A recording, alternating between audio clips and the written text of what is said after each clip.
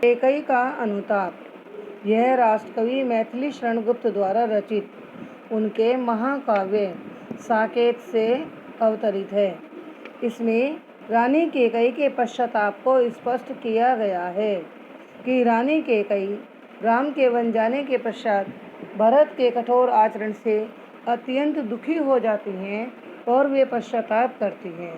तदंतरन बैठी सभा उठज के आगे, नीले वितान के तले दीप बहु जागे। टकटकी लगाई नैन सुरों के थे वे, परिणाम उत्सुक उन भयातुरों के थे वे। उत्फुल्ल करौंदी कुंज वायु रह कर, करती थी सबको पुलक पूर्ण मह मह कर। वह चंद्रलोकता कहाँ चांदनी वैसी, प्रभु बोले गिरा गंभीर निधि जैसी। प्रस्तुत पंक्तियों में कवि गुप्त जी कहते हैं, इसके पश्चात अर्थात संपूर्ण औपचारिकताओं के पश्चात संपूर्ण सभा उस पंचवटी की कुटिया के आगे बैठी हुई थी। नीले आकाश रूपी वितान या तंबू के नीचे अनेक तारे रूपी दीपक जाग रहे थे। दीपक जाग रहे थे क्योंकि दीपक जलाए जाते हैं, लेकिन यह दीपक को जागने के रूप में प्रयोग किया गया है।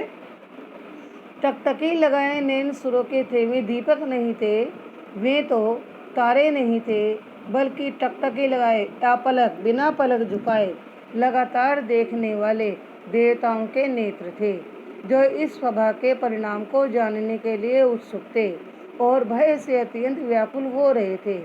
उत्फुल्ल माने खिले हुए करौंदी के बगीचों में वायु या हवा रुक रुक कर बह रही थी। वह अपनी महक से संपूर्ण वातावरण को प्रसन्न या आनंदित सा बना रही थी।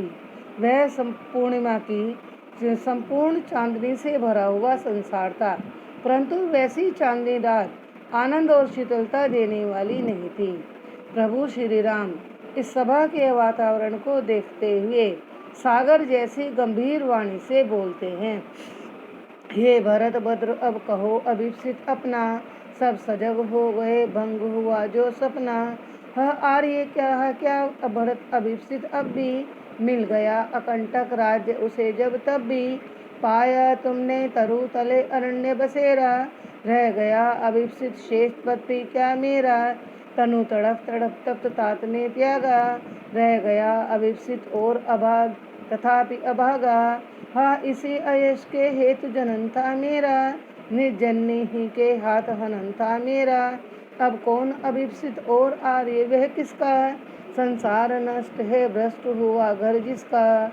मुझको मैंने ही आज स्वयं मुँह फेरा, हे आर्य बता दो तुम्हें अभिप्सित मेरा। प्रभु ने भाई को पकड़ हृदय पर खींचा, रोदन जल से सविनोद उन्हें फिर सींचा।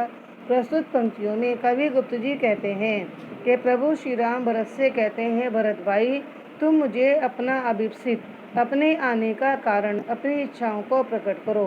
प्रभु श्री राम की इस वाणी को सुनकर सभी जागृत हो गए, जैसे उनका किसी ने कोई सपना ही तोड़ दिया हो। भरत कहते हैं कि हे प्रभु, हे आर्य श्रेष्ठ, मेरी कौन सी इच्छा शेष रह सकती है, जबकि मुझे अयोध्या का बाधाओं और कांटों से रहित संपूर्ण साम्राज्य मिल गया। तुमने मेरे ही कारण वृक्षों के नीचे यहाँ जंगल में निवास बना लिया। क्या फिर भी मेरे लिए कुछ भी शेष इच्छा या आकांक्षा रह सकती है। तात का अर्थ पिता, तात का अर्थ गुरु होता है, बड़ा भाई होता है, लेकिन यहाँ पिता अर्थ लगेगा। पिता ने मेरे ही कारण शरीर को तड़फ तड़फ कर तुम्हारे वियोग में व्याकुल होकर त्याग दिया। क्या फिर भी इस भाग्यहीन भरत के लिए कुछ शेष रह सकता है। हाय, यह मेरा कैसा दुर्भाग्य है कि इसी अपयश को प्राप्त करने के लिए मेरा जन्म हुआ था और अपनी ही माता के हाथों से मेरे इस चरित्र का, मेरे इस जीवन का नष्ट होना लिखा था।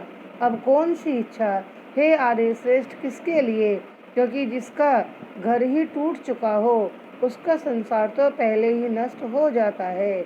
आज इस कुकृत्य के कारण, इस बुरे कार्य के कारण मैं स्वयं अपनी ही अंतरात्मा से मुख नहीं मिला रहा हूँ, अर्थात मैं स्वयं को नहीं देख पा रहा हूँ। हे आर्य श्रेष्ठ, ऐसे में तुम ही बता दो, मेरी कौन सी इच्छा शेष रह सकती है। प्रभु श्री राम ने करुणा और दया से भरे हुए, पश्चाताप से भरे हुए भाई के इन शब्दों को सुना तो पकड़कर उसे हृदय पर लगा लिया और स्वयं भी रोने लगे।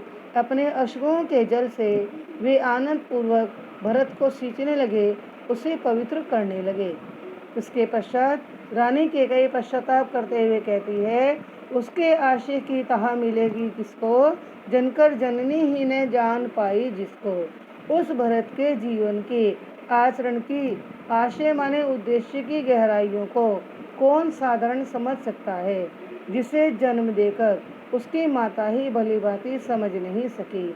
यह सच है तो हे राम, अब तुम अपने घर लौट कर चलो। रानी कैकेयी के अटल दृढ़ता से भरे हुए इन स्वरों को सुनकर सभा में बैठे हुए सभी चौंकने लगे और सबने अचानक रानी कैकेयी की ओर मुड़कर देखा। वैधव्य तुषाराव्रता यथा विधुलेखा बैठी थी अचल तथा असंख्यता रंगा। वह सिंगी अवती आह गोमुखी गंगा, हा जनकर भी मैंने न भरत को जाना। सब सुन ले तुमने स्वयं अभी ये माना, ये सच है तो फिर लौट चलो घर भैया। अपराधीन मैं हूँ तात तुम्हारी मैया, दुर्बलता का ही चिन्ह विशेष शपथ है, पर अबला जन के लिए कौन सा पथ है। यदि मैं उकसाई गई भरत से होऊं, तो पति समान ही स्वयं पुत्र को ही खोऊं। ठहरो मत मुझको रोको, मुझे कहो जो सो सुन लो, पाओ यदि उसमें सार उसे सब चुन लो। करके पहाड़ सा पाप मौन रह जाऊं, राई भर भी अनुताप ने करने पाऊं। तीस नक्षत्र शशि निशा ओस टपकाती, रोती थी नीरव सभा हृदय थपकाती। उग्र काशी रानी दिशा दीप्त करती थी, समय भविष्य में और खेद भरती थी। क्या कर सकती थी मरी मंत्रा दासी, मेरा ही मन रह सका निज विश्वासी। जल पंजर गत अब्ररे अधीर अभागे, ये ज्वलित भाव थे स्वयं तुझी में जागे। पर था केवल क्या ज्वलित भाव ही मन में, क्या शेष बचा था कुछ न और इस जन्म में। कुछ मूल्य नहीं वात्सल्य मात्र क्या तेरा, पर आज अन्य सा हुआ वत्स भी मेरा। थूके मुझ पर त्रिलोक के भले ही थूके, जो कोई जो कह सके कहे क्यों चूके। छीने ने मात्र पद किंतु भरत का मुझसे, हे राम दुहाई करूं और क्या तुझसे। इन पंक्तियों में रानी कैकेयी के पश्चाताप को स्पष्ट किया गया है। भरत और राम के वार्तालाप को सुनकर रानी कैकेयी राम को मनाने के लिए जब इस प्रकार से बोलती है तो सभा चौंककर रानी की ओर देखने लगती है। रानी वैधव्य माने विधवा, विधवा के श्वेत वेश में बर्फ से ढकी हुई ऐसी दिखाई दे रही थी, जैसे मानो चंद्रमा की चांदनी से बनी हुई कोई आकृति हो। वह रानी कैकेयी आज अचल और स्थिर बैठी हुई थी, यद्यपि उसके हृदय में भी विचारों की असंख्य लहरें उत्पन्न हो रही थी। वह जो कभी शेरनी की भांति कठोर थी, आज अपने ही पश्चाताप के कारण गोमुख से निकलने वाली पवित्र और मोक्षदायिनी गंगा बन गई। रानी कैकेयी पश्चाताप करते हुए कहती है, हाँ, भरत को जन्म देने के बाद भी मैंने नहीं पहचाना। आप सभी सुन ले, मैं नहीं तुम सबने भी इसे मान लिया। यदि ये सारी बातें सत्य हैं तो हे भरत भाई, हे राम भैया, अब तुम लौट कर घर चलो, क्योंकि तुम्हारे इस वन आगमन के लिए सबसे बड़ी अपराधी और दोषी तो हे मेरे पुत्र मैं तुम्हारी माता हूँ। दुर्बलता का ही विशेष चिन्ह शपथ है, अर्थात जब व्यक्ति किसी भी स्थिति में, ज्ञान में, शक्ति में, संपदा में, धन में दुर्बल या कमजोर होता है तो वह शपथ लेकर अपने आप की निष्कलंकता स्पष्ट करता है। आज मैं अबला जन भी, आज मैं बलहीन असहाय नारी भी इस पथ को यानी शपथ के पथ को ही ग्रहण करती हूँ, क्योंकि मेरे पास दूसरा कोई रास्ता नहीं है कि यदि मुझे भरत ने उकसाया है, भरत ने बहकाया है, तो जैसे मैंने अपने पति को खो दिया, अर्थात मेरे पति कौन, राजा दशरथ की मृत्यु हो गई, वैसे ही मेरे पुत्र की भी मृत्यु हो जाए, मैं उसे भी खो दूँ। रानी कैकेयी के इन करुणा और दया से भरे हुए शब्दों को सुनकर सारी सभा रानी को रोकने लगी। तो रानी कैकेयी कहती है, ठहरो, तुम मुझे मत रोको। जो कुछ भी मैं कहना चाहती हूँ वह सब ध्यान से सुन लो।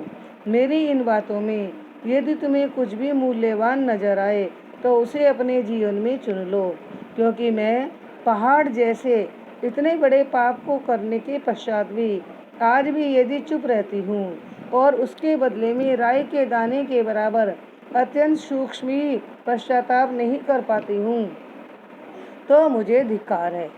अब चंद्रमा और रात्रि के साथ तारों के साथ संपूर्ण रात्रि ओंस के कणों के रूप में रो रही थी। वह संपूर्ण सभा हृदय से रानी कैकेयी की प्रशंसा करती थी।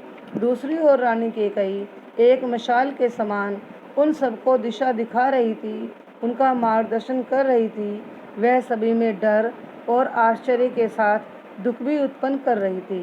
रानी कैकेयी आगे कहती है, तुच्छ और व्यर्थ सी मेरी छोटी सी दासी, मेरी शून्य सी नगण्य सी दासी मंत्रा मेरा क्या बिगाड़ सकती थी।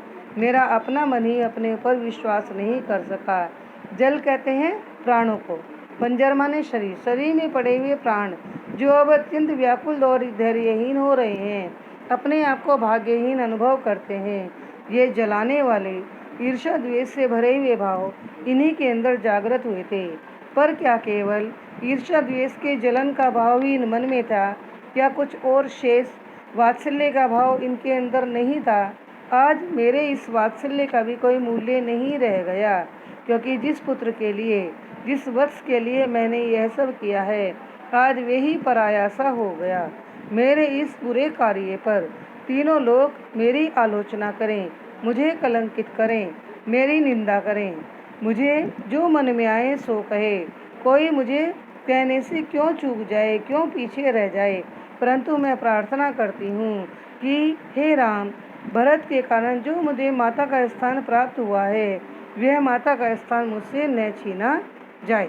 शेष भाग आगे के वीडियो में पढ़ेंगे।